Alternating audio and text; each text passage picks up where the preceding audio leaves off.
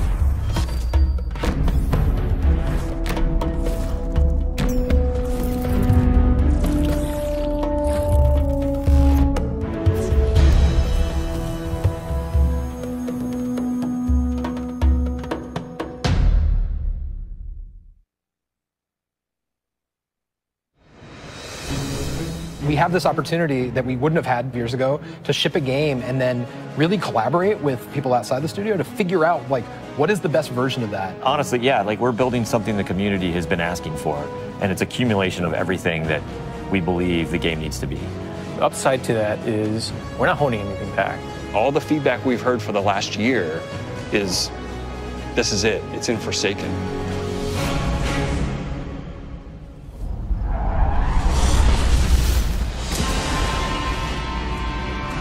We want this release to have a different tone and a different vibe. We sort of just embrace that Western revenge vibe. You're going to a darker place. You're going to take on a different role as a Guardian.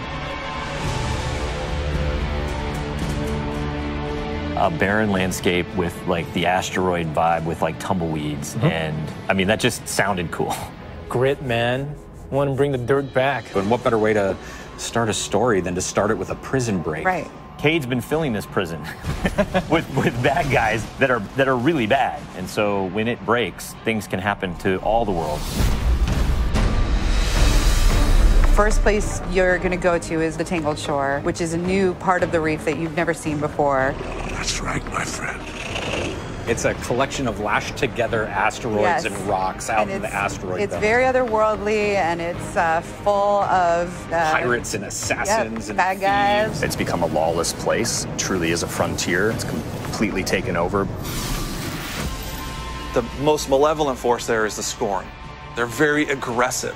They're always going to charge and push you. The Barons are the top dogs in the Scorn, and each one has gone back and like committed nefarious crimes. I think of it as the reverse Magnificent Seven, like the worst of the worst criminals. You are hunting down these different Barons. In fact, they're called Baron hunts. So one Baron is a sniper, and you have a sniper versus sniper battle with them. Another Baron is this big, giant, hulking melee character.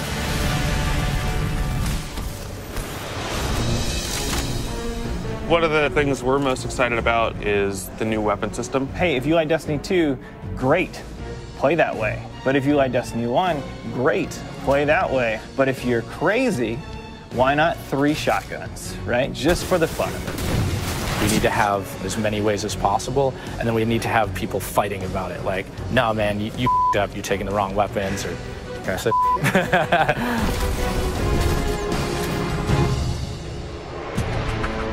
So randomables are coming back. Every single weapon is going to feel different when it drops. And we're improving the mod system, so you can customize your weapon the way you want it. We've got a whole new masterwork style system coming together where you actually are able to kind of move your levels up over time. And so there's investment back on the weapons again.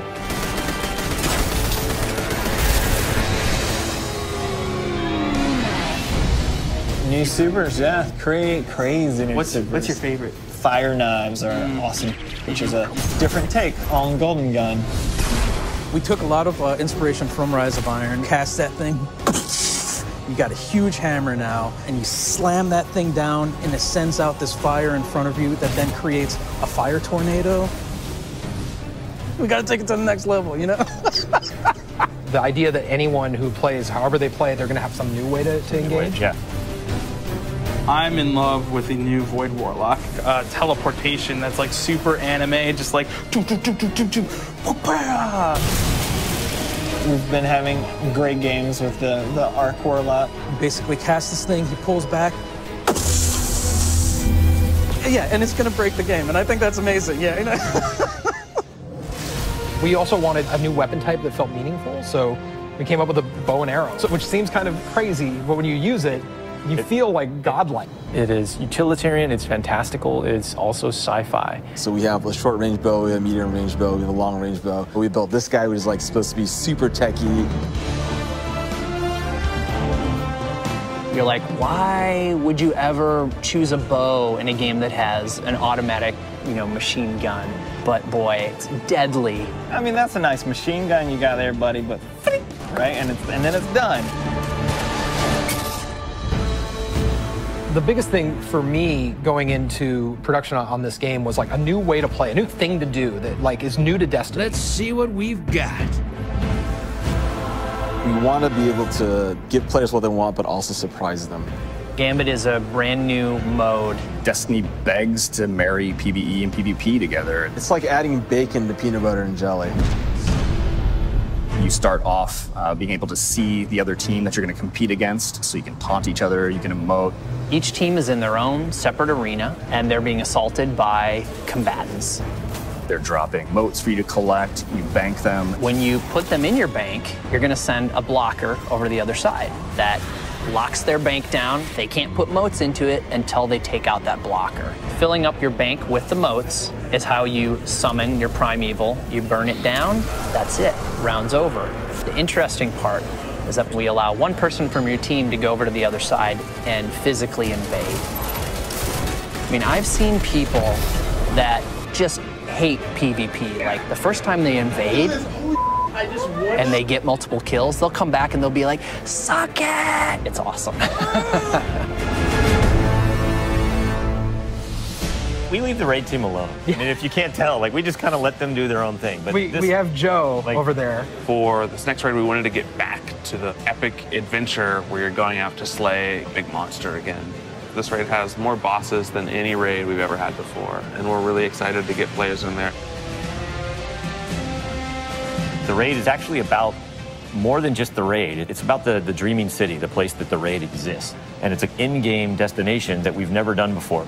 It's the awoken homeland. I could talk about the dreaming city for hours. It's like if the Vault of Glass and Dreadnought had a baby. If they were like twins. Or the yeah, that's actually more accurate. Yeah, they're like twins. If, Yeah, like, yeah, yeah. It had twins, and then you took those twins and you put them on the doorstep of Peter Jackson, raised them as his own, and then that's the dreaming city. It is magical and weird and mysterious. It's designed to be a destination that has puzzles that you need to solve. A lot of hidden corners, lots of passageways that might not seem to exist the first time. And the raiders, they affect this destination. They change it for everyone. It's like this cyclical endgame place where there's just secrets and different activities that unveil over time. So the dreaming city that you see at launch is not going to be the same dreaming city 2-3 weeks later.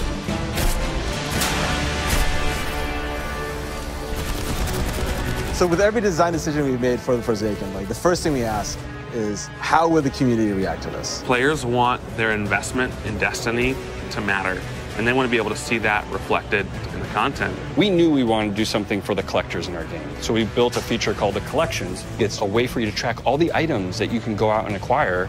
There's so much gear in our game. There are 2,000 items you can get. Go get them. You can look at sets and you can say, I haven't filled out this set. What do I have to do to go get it? If I want to find like how many guns in the world, I can actually go look now. We also had a triumphs thing, which is just acknowledging your achievement. It like ties into records, it ties into lore. It's a thing that can help you drive like, hey, I want to do that. And if I do those things, I can get a title. Like I can have a title floating over my name that says that I'm a god or whatever. Not me, like you. We wanted Forsaken to feel like a game that never ends. So we're going to reinforce the hobby and make the experience something that can be played night over night. We're changing the weapon slots. We're changing how the pursuits work. We're adding new features like the collections and the triumphs. We built Gambit. We've got a whole bunch of new weapons to chase, exotics that are really powerful. We have Lisa focusing on some sweet new exotic armor. Maybe we gone overboard, like dialed it too high. Ore to go out there and collect in the world, exotic armor pieces to go out there and hunt. We're working on armor perks, random rolls, new mod system, new subclass pass. We're making Forsaken for people who love Destiny. Making a game that we can all love. That is the goal. That's what we're going to constantly be pushing towards, always. Everything we're building is through that lens.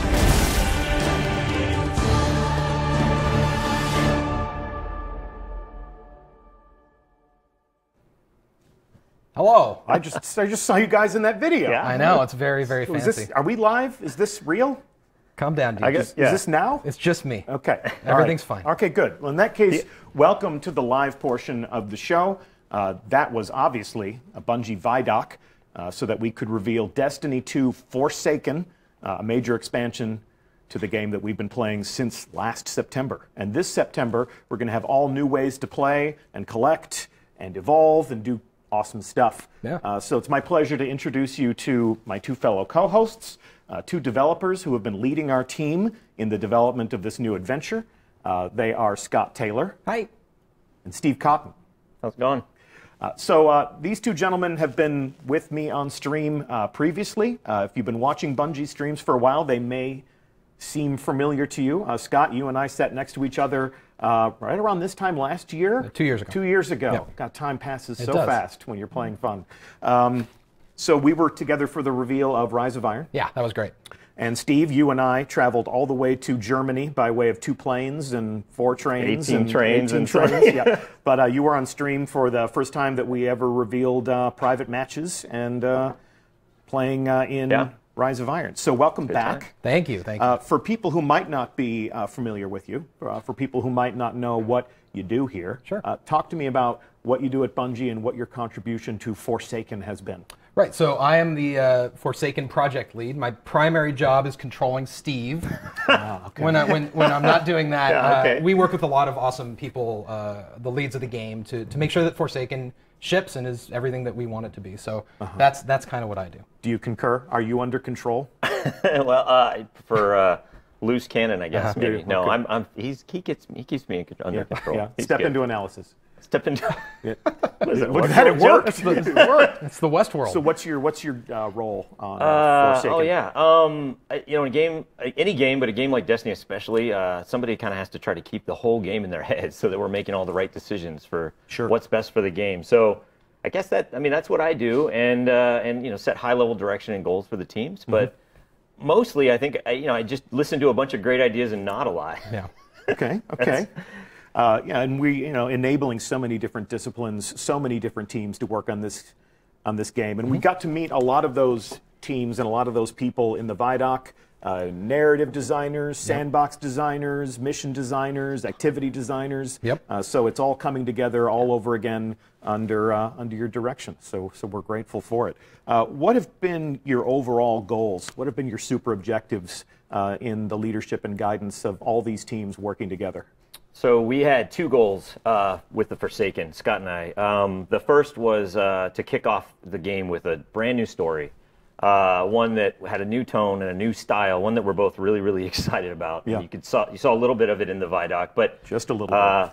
We're not going to talk about that much today. I think we want to leave that for a little bit later. But the other goal was that we wanted to reinforce the Destiny hobby. And that was about bringing depth back to the game. It's about not depth in the way that we challenge players, and the way that they discover secrets and the systems, and the way that they learn about the game and feel smart and think about the game. So those were the two goals. Okay. When you talk about bringing depth to the game, I think we took a look just briefly at the Dreaming City during the Vidoc, and I think this is a great piece of evidence as to your commitment to the end game and exactly how you're bringing this depth to the end game. And I love the statement that this is the first time that we've ever built a destination to serve as the home to the end game, a place where all of those things can live. Yeah. So I don't want to spoil the surprise here, because that's what the Dreaming City is about. About being a surprise, but it is a destination built to have some of the most difficult challenges and the deepest secrets. But it's one that I think we want to leave for another day as well. Secrets aren't very valuable if you we're just being tell coy them. about a lot. It's funny. Yeah, we haven't. I mean, actually, we're just really excited about the Dreaming City, and it ties into the raid in a really special way. And so we're showing more of that than we have before. But it's because we really want to show that the raid and they all tie together in a really impactful way. But player discovery is really important, and so I think we're going to kind of leave it there. That's fine for this. Yeah. But you have a lot of look how end game. pretty. You have a lot look of how pretty. It is pretty. Look how pretty. It is pretty, and you have a lot of end game promises to make. These are promises that we will keep in the game, and also promises that we will elaborate on all summer long. This stream is the beginning of a conversation. I think we're kind of creating a table of contents of conversations that we will have later on. The story reveal is planned for E3. So next week, we'll learn a lot more about the story that they're telling. We will learn more about our endgame challenges as the summer unfolds. May even invite some people outside of our studio to experience the Dreaming City and to talk about its promise, because we're pretty good at saying that what we make is cool, but an outside perspective is always valuable. So these are curiosities that we will pay off later. Apologies if you want us to delve all the way into the deepest reaches of the Dreaming City. We want you guys to play this game. We want you guys to play the game. We do, in fact, want you to play this game. So these are conversations that we'll have later. Something that we talked about a great deal in the Vidoc was Gambit. Gambit my shirt. Gambit, yes. Or as our community has come to know it, Redacted. Yes. So this was the super secret mode that we have had some people in our community get a first glimpse at here in our studio.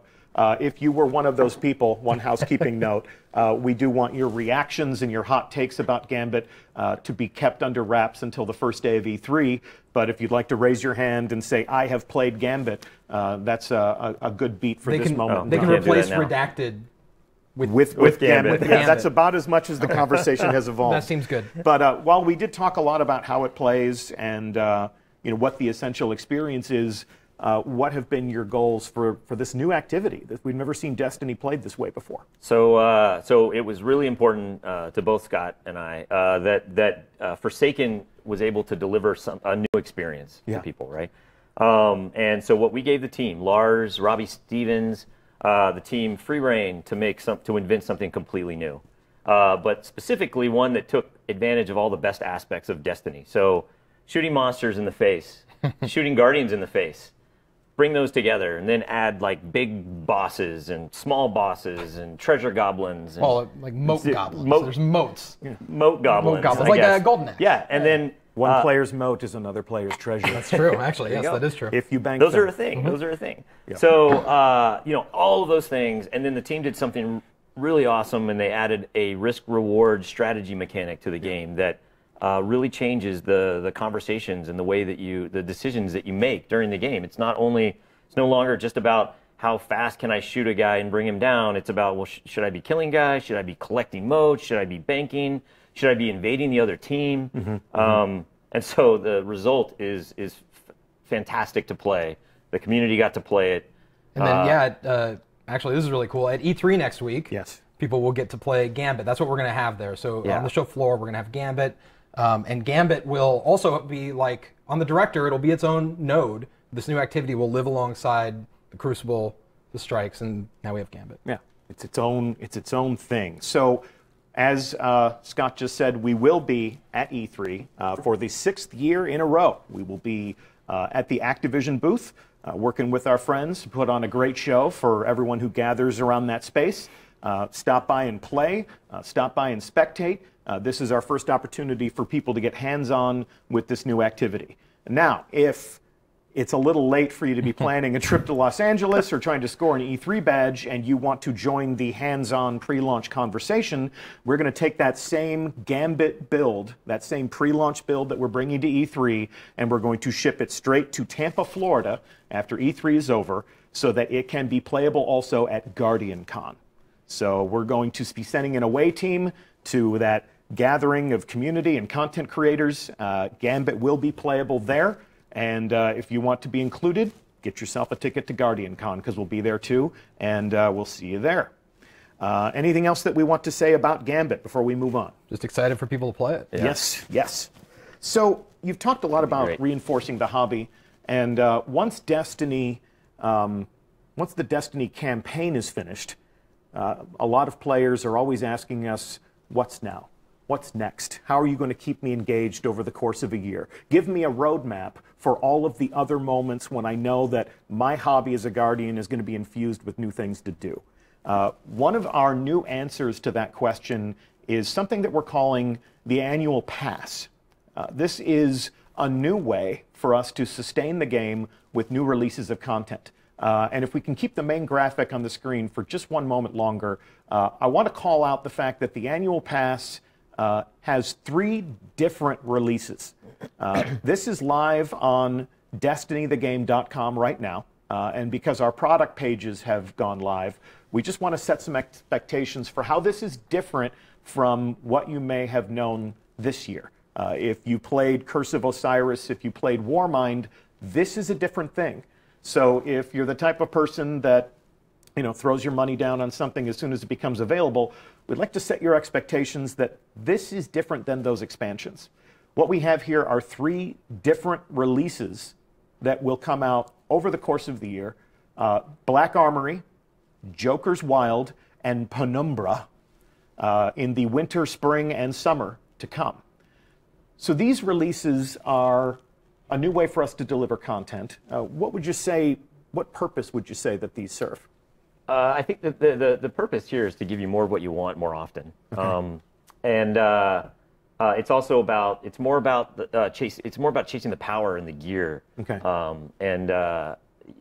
basically that's it. I mean, it's And more that's often more stuff that you huge care about. cornerstone for Destiny, the acquisition of power, the collection of new gear, the upgrading of your character. That's really what people talk about when they refer to the Destiny hobby. Let me take a deeper dive into exactly what you'll find in these different releases over the course of the year in the annual pass. And if we can give people a read on this, here is what, across these 3 different releases, you can find in your annual pass. Endgame challenges, obviously new things to collect, new and returning exotics, new pinnacle activities, deeply challenging things to really test your skill and your teamwork, new triumph records to collect, and we'll take a look at exactly how that'll unfold in the game, and new lore to discover and collect in the game using new tools and features that we'll be delivering to every player. The annual pass does have exclusive content for the people that purchase it, but this collection game is about to evolve in year 2. So I would say that to set your expectations for this right now, we're leaning harder into the things that keep you coming back to the game week over week, month over month. It's activities, it's action, it's challenges, it's things to earn and collect. We're not leaning as hard into cutscenes or cinematics. Obviously, we're telling a story, but it's a story that you'll discover in moments of action, the reason we play the game, and things that we can collect, and our understanding of the world that you're creating will grow over time through the annual pass, and you'll be building on the great story that you're telling in Forsaken. Yeah, it's definitely about not having just a single moment where people come back, and having that kind of extend and stretch out. Yeah. And each of these releases, the 3 releases that we indicated, each of those releases begins a new season of play. So they kick off the season. It's a season that every player can enjoy with the people that own the annual pass, but it is sort of a thematic shift. So with the new beginning of the season, with the new release in the annual pass, we create a new theme that presides over everything that people will be doing in the game. This is obviously something that you'll need to know more about. This is something that we will be talking more about, but because it's live and because it's available right now, we felt this was an important conversation to have before everyone made the assumption that, oh, these are these 2 expansions that I'm used to getting in Destiny.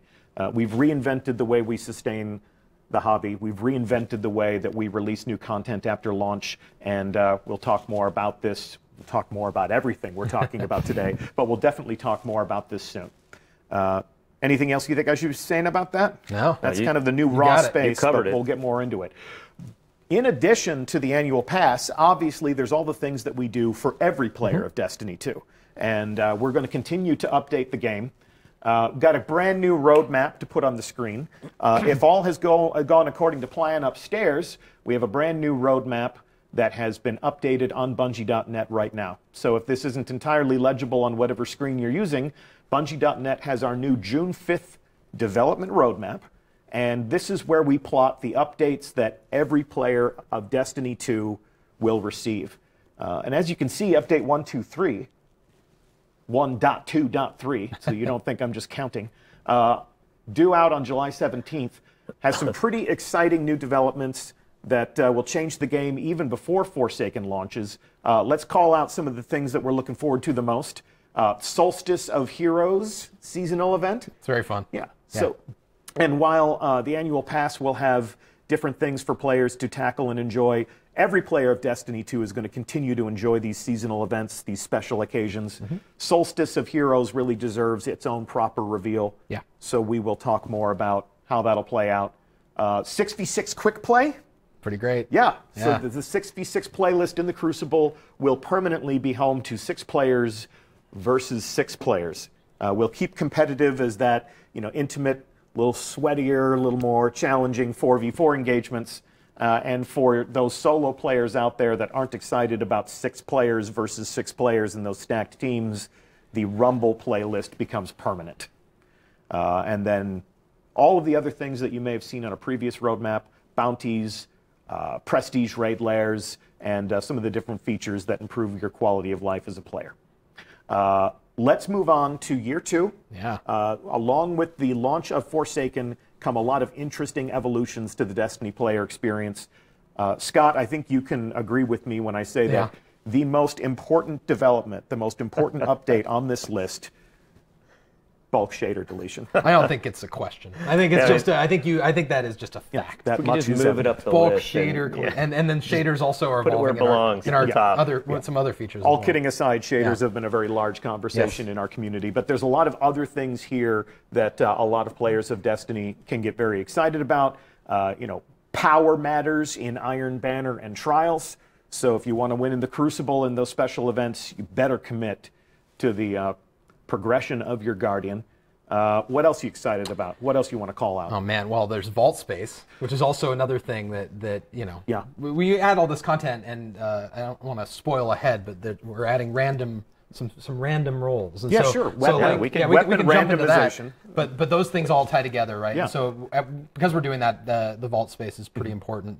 We'll take a look at gear collection and in-game triumph in just a minute, but it's important to call out that while collecting gear and keeping it in a menu that's sort of like your accomplishments, weapon randomization, or more affectionately known as random rolls, that is something that is coming back. Let's just say it again. Yeah, they're testing it upstairs right now. It's coming back. We're bringing it in. Yeah, it's gonna be good. What's your goal for that as a game director? Yeah, the goal for random rolls is just to get to make earning gear more exciting to players, to personalize their chase for weapons and armor, and to really get add that depth that we were talking about before to a system that they can now kind of learn and dig into and try to figure out. Yeah, I'm loving this recurring theme of depth. Yeah. Every drop has the potential to be exciting, to be something new. And then when you get those weapons, how do we arrange them on our character? The weapon slot changes are something that are in development. We've seen that in playtest. Oh yeah, and yes. Actually, do you want to talk about how it works? Then I can. Sure, like weapon slots. Weapon slots are really exciting. I mean, all those things on that list are exciting. The weapon slots, especially, because the weapon slots are really about giving you more control over your playstyle. So for me, it's about getting my fusion rifle back. Sure. That's just that's my priority. But for everyone else, I think it's different, right? And so now you have more control over which weapons you can put in those first 2 slots. You can still roll your 2 hand cannons if you want. Or you can roll 3 shotguns, Deej, if that's. I do enjoy shotguns. Yeah, but it changes the way that you think about the weapons that exist today, because it's going to force you to move things around in a way that's really interesting, and then it changes the way you think about ammo and the way that it works. And so I'm really excited for people to play the weapon slots at E3. Yeah, and so yes, like Steve said. Sorry, to steal your thunder there. Whatever. Yeah, spoiler. I didn't control him. Yes. He was next to me. There you go. You're a loose cannon. You're a loose cannon. I was keeping my mouth shut for a little while on purpose. No, so at E3 we said we're going to play Gambit. That means we're also going to be able to play test the new things. So if you want a sniper in your primary, you want to play the bow, we're going to have those things as part of that Gambit experience. And an E3 test build, is usually it's in development. It's not the full game. It's not the finished product. We usually deploy a limited inventory for use there, so it won't be the full realization of how the new weapon slot changes will work, but it'll give people a sense of how we're changing combat with access to different types of weapons for different opportunities. And like you said, you're going to let people play the way they want. Yeah, and those are all going to be Forsaken weapons too. So it'll be new cool stuff that people get to see in the different slots. Yep. And I did say that Destiny won't necessarily become Rocket Launcher the game, or was that just a fever dream from a rehearsal that we had prior to the stream? You said the fever dream. Did I say that live? Is this now? No, this is now. Is this now? Okay. Yeah, so there's all sorts of other conversations that we'll need to have about ammunition and balance and all of those things. So this will be a long conversation throughout the course of the summer. Where are we going next? We called out on the roadmap that gear collections and in-game triumphs are something that we're bringing to every player of Destiny 2, and we caught a glimpse of that in the Vidoc. But just to reinforce the fact that it is in fact real, I would like to break net live to a build of the game. Can I say something? I would love for you to say something. So this is a build we propped from someone's machine. It's totally in development. We are going full transparent. You're going to see things, numbers, whatever. They are all they're not fake, but they're not real. They're not done. We're back in the Westworld. So they're not done. And so when you see something that's a number on a screen or this is about, we're going to show you guys the bones, and I am not uncomfortable about this. This is going to be great. This is a look behind the curtain. This is a glimpse of something that is, in fact, in development. You can see our brave guardian named Bungie TV. This is a hunter that we have cobbled together for the purposes of this demonstration. This is obviously not my character, because hunter. But what are you? I'm a warlock. I know. Have we met? Oh. I'm a warlock too. There you go. How you doing? Here you go. What are you, Steve? Can take Titan. You guys can take your warlock. Okay, so that's the end of the stream. No, I'm kidding. So if we take a look at the global navigation here on our user interface, across the top, the first thing you'll notice are some new feature tabs. The first that I'll call out are the triumphs. Yep. And if you can pay some special attention to some of the headers here, all of this is a work in progress. I want that placeholder medal. Yeah, you want that placeholder medal? Yeah, exactly. That's a hard one to get. Is it bad that I actually want it just because it's like glowy and yellow? But there's a lot of empty space that you can populate here. You know, you talked during the VIDOC about some of the different badges and some of the different titles that you can display to commemorate your accomplishments. We're going to take a very high-level view of this, and everything that you're about to see is a work in progress. So you can screenshot this, you can speculate this. All the numbers will change. As you can see, we have Gambit-specific triumphs to collect and to lord over your friends. How you collect motes or the blockers, or you can see that we've broken this out into different categories. Again, there are not 0 of these things, but you can see that this is about creating many different levels of meaning and letting you gather these things together and categorize them in ways that make sense. So that's Gambit, and then across here you can see that, again, the numbers are meaningless right now. We are in development. Different triumphs for PvP. You'll be dispatched by the Vanguard, and then, of course, we are collecting in-game lore so that when we're telling stories that you discover and collect, even if there aren't cinematic cutscenes, which you have in the Forsaken campaign, of course, but throughout your hobby as a Guardian, there are going to be other things that you get to collect and add to this space. And really quickly, how that works is that you're going to find items in the game that tell a story, and then you can go and gather them and collect them and then read them in here. Wonderful. Yeah. Okay. You're going to find that story out of order too, right? Yeah, I mean, you're going to find. Yeah, so like yeah, you're going to find items out in the world, and you're going to open them, and it might be page 7 of the story, and you're going to piece it together throughout your travels of all the destinations. Like a well-armed anthropologist. So let's take a look at collections. A lot of people have, when they talked about Destiny, they're like, how many guns? How many exotics? Where can I find that stuff? How do you get that stuff? This is going to be a great guide as you assemble your perfect arsenal. Again, we're going to leave a lot of this stuff for exploration at a later date, but just to show you how one of these categories works, we're going to take a look at the exotic arsenal. So you can see here that we have this grouped out by weapons and armor. So if I find something out in the world, if I buy something from Xur, if that fated engram pays off, this gets added to my collection. Yeah, so once you've acquired something, then it's here. So this is obviously similar to the kiosk that's in the tower, but one key difference, as you noted earlier, is that this is with you at all times. Yeah. So certain weapons, like the exotics here, you can buy back for a price, and so you can, with the vault space and with this, you can kind of move with some more confidence that you've gotten the thing that you want. And when you say buy back, like if I were to acquire Sweet Business and dismantle it, not that I would ever do that. Why would you do that? Because it's so sweet.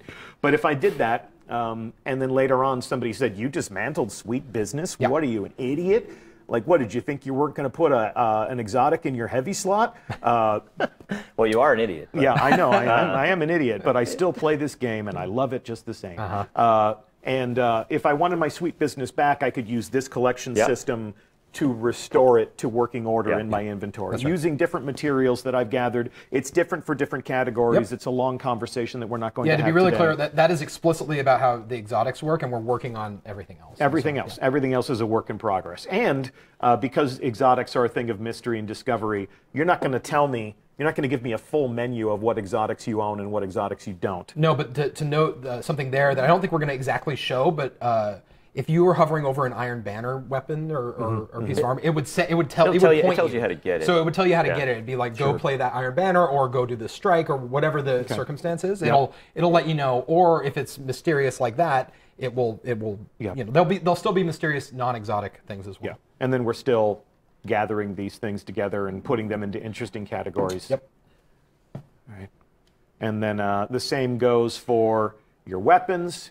You'll tell me where I can go find all my favorite legendaries, or maybe document the things that I've earned as I progress.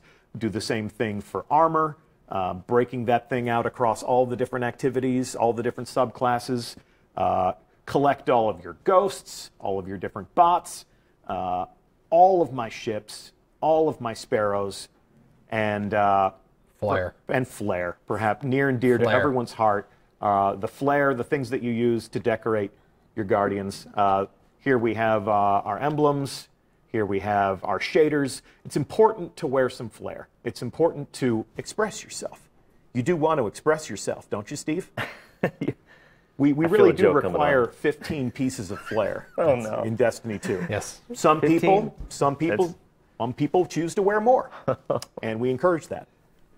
That's from a movie. It is. You have a case of the Mondays. I do have a bit of a case of the Mondays, even though it's Tuesday. But we can see that this is an opportunity for you to look upon all of your treasures. I don't know if these numbers are placeholder or if they are finished. Pardon our dust. Let's just assume they're all placeholder. Let's just assume that they're all placeholder. Yes. Let's play that is a fair assumption. And then, as we said over on the right, all of that's work in progress or even to be revealed. So we'll be filling in the raw space over here as we finish our work on these new features. Yeah. And what else would you want to say about this?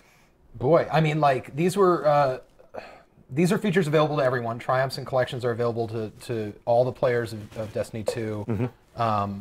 So we're excited. I think that all these things go together to tell a story about depth and about, Destiny for me is at its best when I have a triumph I'm chasing that's tied to a bounty, that's tied to a material I'm gathering from a public event. And I feel smart because I chose to do these things, and I'm trying to get the lore to finish the book. And so Destiny's really unique in that way, where I love Destiny the most when it's that. And I think that that's been a big piece of what we've been trying to do. It was really powerful the moment this went in, and we imported our own characters from home, and you could see this just populate with the stuff you had and then the stuff that you still didn't have. And so I know a lot of people out there have almost as much, probably almost everything that they could possibly think that is out in the game, but this tells you, like, no, you still don't have this piece, or you still don't have this thing. So that which can become sets a motivation. do you want to complete? It was really powerful. Collections launches with Forsaken, so it's not going to be like moments of triumph where we say moments of triumph are live and our most hardcore fans go in and say, cool, I'm done, where's my shirt, right? Like, there's going to be all new things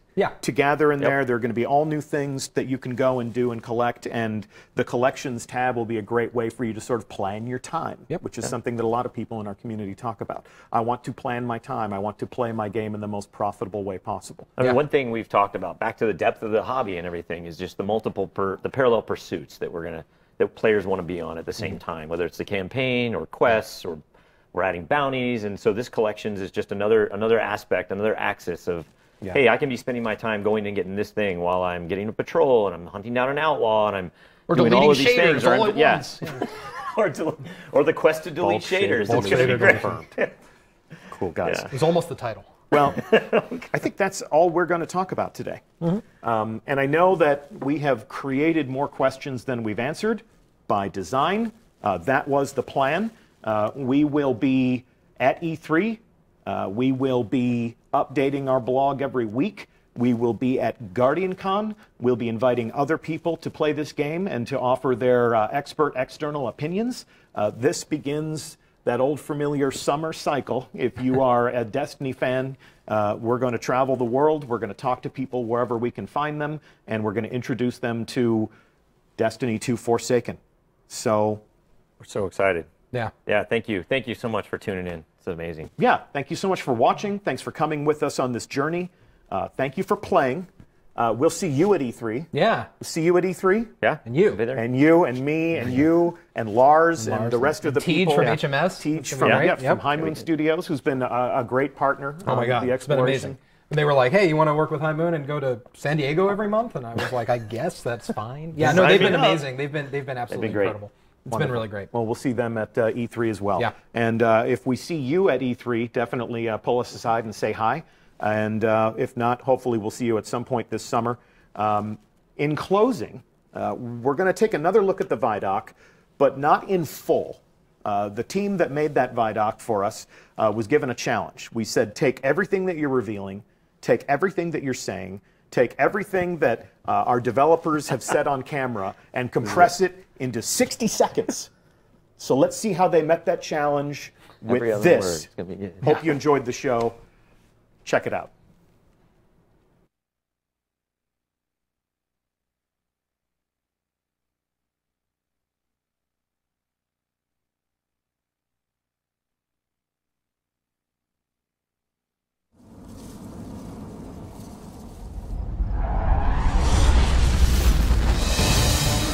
We're building something the community has been asking for. We want to be able to give players what they want, but also surprise them. We want this release to have a different tone and a different vibe. You're going to go to a darker place. You're going to take on a different role as a Guardian. We're changing the weapon slides. We're changing how the pursuits work. Gambit is a brand new mode. Armor perks, random rolls, new mod system, new subclass paths. We're making Forsaken for people who love Destiny. Making a game that we can all love. That is the goal. That's what we're going to constantly be pushing towards. Everything we're building is through that lens.